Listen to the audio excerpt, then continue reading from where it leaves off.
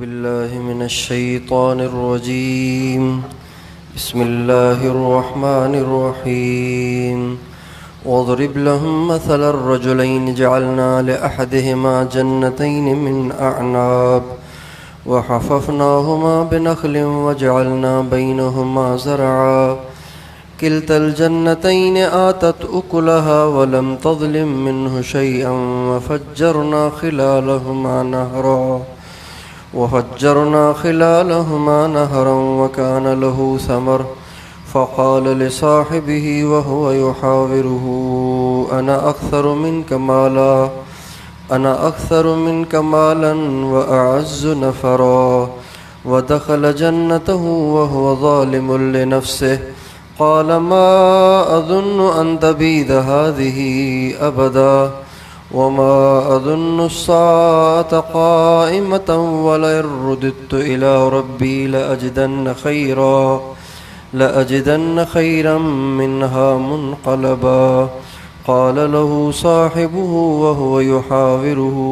أكفرت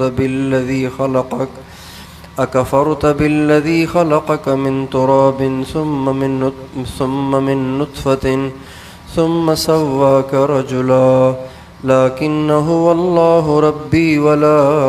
أشرك بربي أحدا ولولا إذ دخلت جنتك قلت ما شاء الله لا قوة إلا بالله إن ترني أنا أقل منك مالا وولدا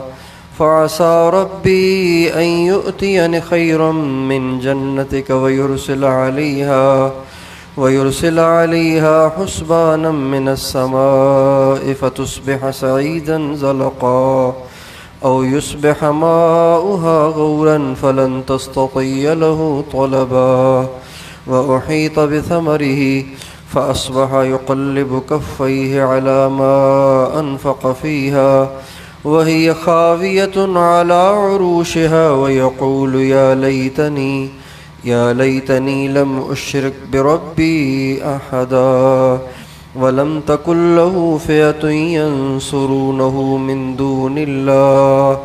من دون الله وما كان منتصرا هنالك الولاية لله الحق هو خير ثوابا وخير عقبا. ان آیات میں جو بھی تلاوت ہوئی ہیں اللہ تعالیٰ نے دو شخصوں کا ایک واقعہ بیان کیا ہے. ایک ان میں سے مشرک تھا اور ایک ان میں سے مومن تھا. اللہ تعالیٰ فرماتے ہیں ان کو سناؤ دو شخصوں کا حال جن میں سے ایک کو ہم نے دو باغات دیے تھے انگور کے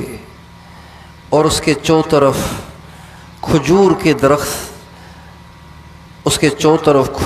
درخت تھے اور ان درختوں کے بیچ میں کھیتی تھی اور وہ دونوں باغ اپنا پورا پھل دیتے تھے اور کوئی اس میں کمی نہیں ہوتی تھی. اور ان دونوں باغوں کے درمیان ہم نے ایک دریا بھی جاری کر دیا تھا. یعنی کتنا عجیب خوبصورت وہ منظر ہوتا ہوگا جب دو باغات ہیں انگور کے اور ان کے چاروں طرف کھجور کے درخت ہیں اور درمیان میں کھیتی ہے. عام طور سے درختوں کے درمیان کا جو اسپیس ہوتا ہے وہ خالی ہوتا ہے، لیکن اللہ تعالیٰ نے اس شخص پہ اتنا کرم کیا کہ بیچ میں انگوروں کے درخت تھے، چاروں طرف کھجور کے درخت تھے. گویا باؤنڈری وال جو بنی ہوئی تھی وہ کھجور کے درختوں کی بنی ہوئی تھی اور درمیان کا جو اسپیس تھا، جو فاصلہ تھا، جو درمیان کا خلا تھا وہ کھیتی سے بھرا ہوا تھا. اور عام طور سے جو بات ہوتے ہیں ان میں سے ان کا پھل مکمل طور پر حاصل نہیں ہوتا، کچھ خراب ہو جاتا ہے، کچھ پرندے کھا جاتے ہیں، کچھ پک نہیں پاتا. لیکن ان باغات کی یہ خوبی تھی کہ ان کا پھل پورا پورا نکلتا تھا، اور پھر پانی کہیں دور سے بھر کر ان کو لگانا نہیں پڑتا تھا، بلکہ باغوں کے درمیان ہی ایک ہم نے نہر اور ایک دریا جاری کر دیا تھا۔ تو ایک دفعہ جس کو ہم نے یہ باغات اور کھیتیاں اور پھل اور دریا اور اتنے سارے انعامات دیے تھے، یہ شخص اپنے ساتھی سے، اپنے دوست سے کہنے لگا بات کرتے ہوئے، دیکھو میرا مال کتنا زیادہ ہے اور میری نفری کتنی زیادہ ہے، میرے آگے پیچھے ہونے والے کتنے لوگ ہیں اور میرے پاس مال کتنا زیادہ ہے۔ اور یہ کہہ کر اس وقت وہ اپنے باغ میں داخل ہو رہا تھا، اور یہ تکبر آمیز الفاظ وہ اپنی زبان سے دہرا رہا تھا، اور وہ مشرک اپنے مومن ساتھی سے کہنے لگا میں نہیں سمجھتا کہ یہ باغات مجھ سے چھوٹ جائیں گے اور یہ دنیا ختم ہو جائے گی، اور میں نہیں سمجھتا کہ قیامت قائم ہوگی۔ اگر قیامت قائم ہوئی، پہلی بات تو یہ ہے کہ قیامت قائم ہی نہیں ہونی، اگر قیامت قائم ہوگی بھی تو میرا تو خیال ہے کہ مجھے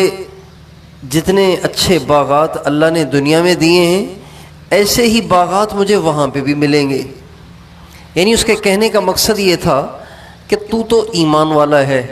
مسلمان ہے، مومن ہے، تو تیرے ایمان کا کیا فائدہ، تیرے پاس ہے تو کچھ بھی نہیں، میرے پاس اتنے اچھے باغات ہیں، اتنا پیسہ ہے، اتنا مال ہے، اتنے باغات ہیں، کھیتیاں ہیں،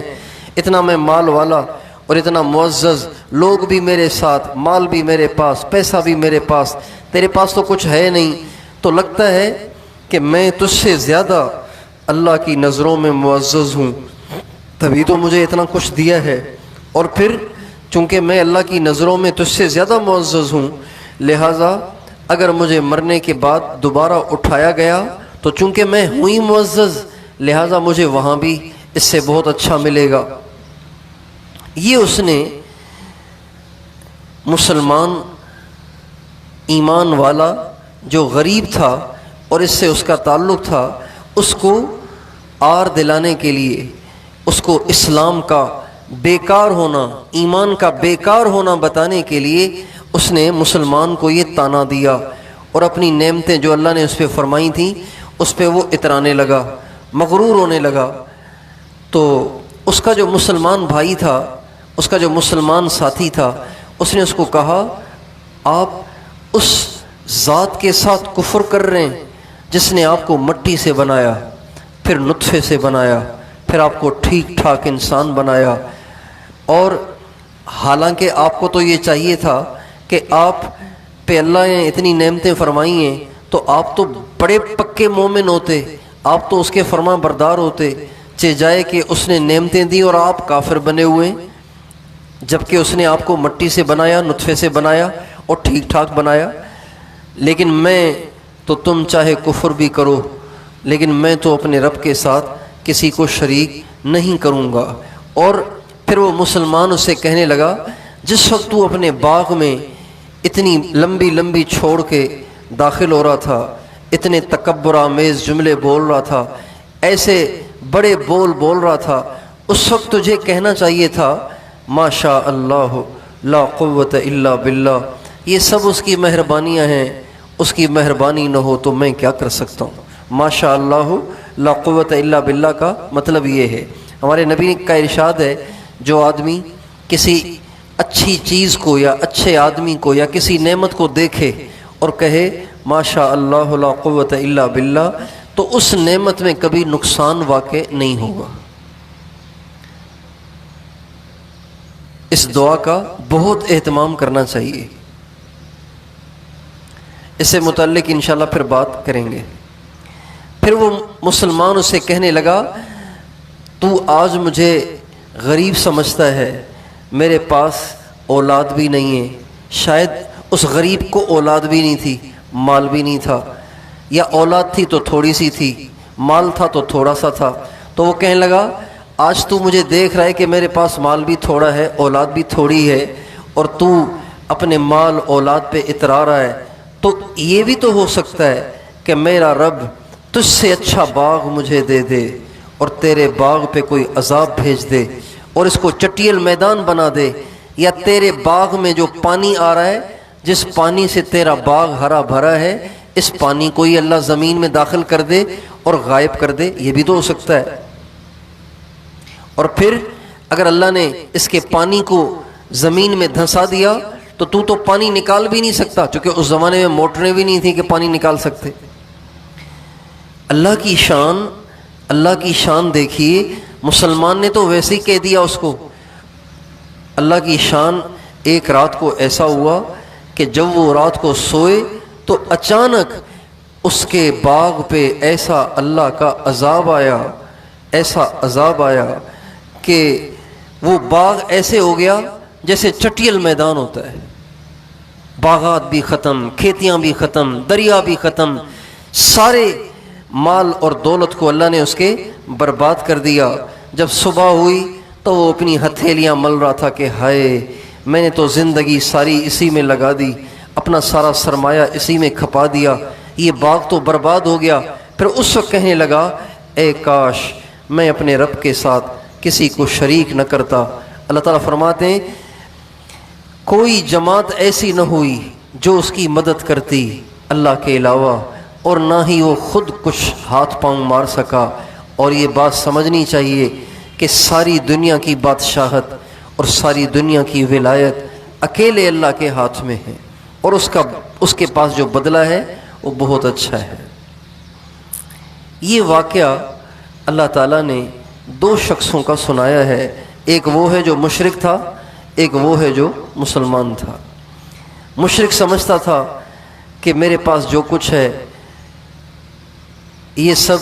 میرے اپنے ہاتھ کی کمائی ہے، اور اگر اللہ کا دیا ہوا ہے تو اس کا مطلب یہ ہے کہ اللہ میرے شرک اور کفر پہ راضی ہے، تبھی تو مجھے دیا ہوا ہے۔ اس لیے وہ مسلمان کو طعنہ دینے لگا، لیکن انجام یہ ہوا کہ اللہ تعالیٰ نے اس کی دنیا بھی خراب کر دی، آخرت بھی خراب ہو گئی، اور وہ مسلمان جو بظاہر تو غریب لگ رہا تھا، لیکن اللہ تعالیٰ نے اس کو برکت دے دی اور آگے اس کو نواز دیا۔ یہ واقعہ یہاں پر سورہ کہف میں اصحاب کہف کے واقعے کو سنا کر درج کرنے کا مقصد یہ ہے کہ چونکہ اصحاب کہف کے واقعے کے ساتھ، سورہ کہف کے ساتھ دجال کے فتنے سے نجات کا بڑا گہرا تعلق ہے۔ دجال کے فتنے، دجال کا جو فتنہ ہوگا اس میں بھی یہی ہوگا کہ دجال کے پاس پیسہ ہوگا، مال ہوگا، دنیا کی ہر دولت ہوگی، اور اس زمانے کے جو مومن ہوں گے، مسلمان ہوں گے، وہ انتہائی قسم پرس ہوں گے اور غریب ہوں گے، ان کی معیشت تباہ ہو چکی ہوگی، ختم ہو چکی ہوگی، لہٰذا وہ لوگوں کو اپنی دولت دکھا کے اور دولت کا لالچ دے کر وہ ان کے ایمان کو خریدنے کی کوشش کرے گا۔ تو اور وہ کہے گا کہ دیکھو میرے پاس تو سب کچھ ہے، تمہارے پاس تو کچھ بھی نہیں ہے، لہٰذا تم بھی اگر مجھ پہ ایمان لے آؤ تو میں تمہیں بھی نواز دوں گا۔ تو اللہ تعالیٰ نے یہ واقعہ سنا کے گویا مسلمانوں کو یہ تنبیہ کر دی کہ تم کسی لالچ میں نہ آنا، مال کے پیچھے، پیسے کے پیچھے، جائیدادوں کے پیچھے، باغات کے پیچھے، زمینوں کے پیچھے اپنے ایمان کا سودا نہ کر دینا، اس لیے کہ کفر کر کے اللہ کو ناراض کر کے، ایمان کو چھوڑ کر اگر تمہیں دنیا مل بھی گئی تو یاد رکھنا وہ ہمیشہ نہیں رہے گی، وہ ہمیشہ نہیں رہے گی، وہ دنیا میں ہی خراب ہو جائے گی، ختم ہو جائے گی، برباد ہو جائے گی۔ اگر تم ایمان پہ ڈٹے رہے، ایمان پہ جمے رہے تو چند دن اگر فاقہ آیا اور بھوک آئی اور تکلیف آئی اس کو برداشت کر لینا، ان قریب اس مومن کی طرح اللہ تمہارے حالات کو بھی اچھا کر دے گا۔ تو یہ ایک بہت بڑی بات اللہ تعالیٰ نے اس واقعے سے ہمیں سمجھائی ہے کہ ہمیں کبھی بھی ایمان کا سودا نہیں کرنا،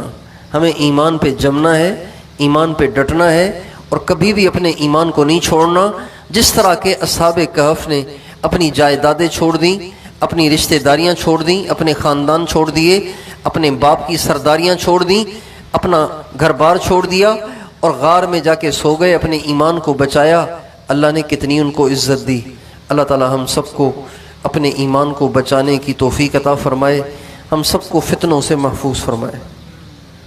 لا الہ الا انت سبحانک انی کنت من الظالمین۔ اللہم صلی علی سیدنا محمد وعلی آل سیدنا محمد وبارک وسلم۔ ربنا ہب لنا من ازواجنا وذریاتنا قرۃ اعین واجعلنا للمتقین اماما۔ ربنا هب لنا من لدنك ذرية طيبة إنك سميع الدعاء۔ اللهم حبب إلينا الإيمان وزينه في قلوبنا وكره إلينا الكفر والفسوق والعصيان واجعلنا من الراشدين آمين۔ وصلى الله على النبي الكريم۔